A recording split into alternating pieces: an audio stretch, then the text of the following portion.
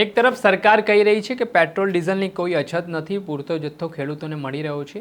બીજી તરફ ખેડૂતો લાંબી કતારોમાં પેટ્રોલ ડીઝલ લેવા માટે પેટ્રોલ પંપ પર ઉમટેલા જોવા મળી રહ્યા છે। ત્યારે આને લઈને કોંગ્રેસના ધારાસભ્ય વિમલ ચુડાસમાએ આકરા પ્રહાર કરતા શું કહ્યું, વિગતે વાત કરીએ। વૈષ્ણવજન તો તેને કહીએ જે પીડ પરાઈ જાનાને રે। દર્શક મિત્રો, નવજીવન ન્યૂઝમાં આપનું સ્વાગત છે। હું છું ફૈઝાન।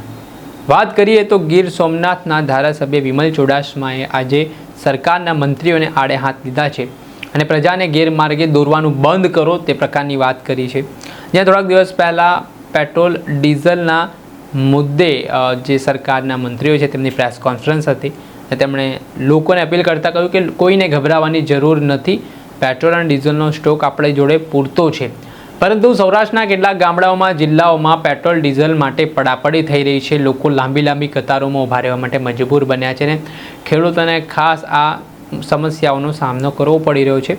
આના સંદર્ભમાં આજે રિયાલિટી ચેક કરવા માટે ગીર સોમનાથના ધારાસભ્ય વિમલ ચુડાસમા છે તે પેટ્રોલ પંપની મુલાકાતે પહોંચ્યા હતા। આ દરમિયાન તેમણે મંત્રીઓ પર ચાબખા મારવાની શરૂઆત કરી અને જનતાને ગેરમાર્ગે ન દોરો તે પ્રકારની તેમણે જાહેરમાં વાત કરતા પડકાર પણ ફેંક્યા। પહેલા વિમલ ચુડાસમાએ શું પ્રહાર કર્યા છે તે સાંભળો। મારું નામ વિમલ ચુડાસમા છે ને હું સોમનાથના ધારાસભ્ય તરીકે સેવા આપું છું।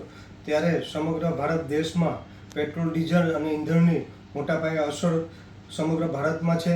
પેટ્રોલ પંપો અને ડીઝલ પેટ્રોલ પંપો ઉપર સંપૂર્ણ મોટી લાઈનો જોવા મળે છે।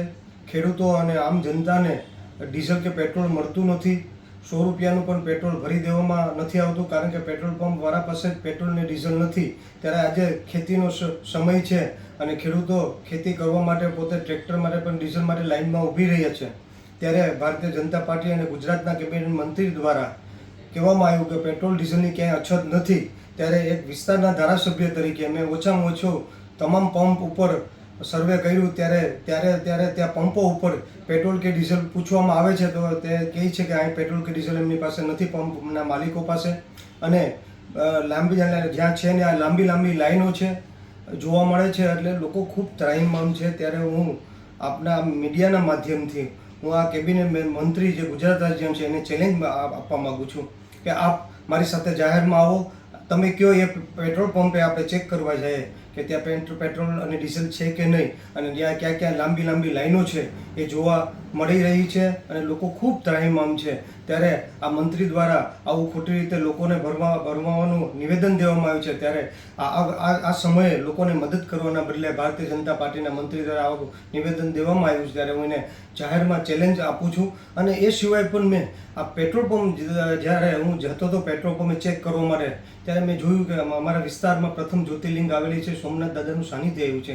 જે શ્રદ્ધાળુ દૂરથી દર્શન કરવા આવતા હોય છે, ત્યારે તેને પોતાના વતન પાછું જવા માટે પેટ્રોલ અને ડીઝલ પણ નથી મળી રહ્યું। આ પરિસ્થિતિ આ વિસ્તારની છે, આ પરિસ્થિતિ નેવું સોમનાથ વિધાનસભાની છે, આ પરિસ્થિતિ ગુજરાતની છે, આ પરિસ્થિતિ પૂરા ભારત દેશની છે, આ ભારતીય જનતા પાર્ટીના રાજમાં।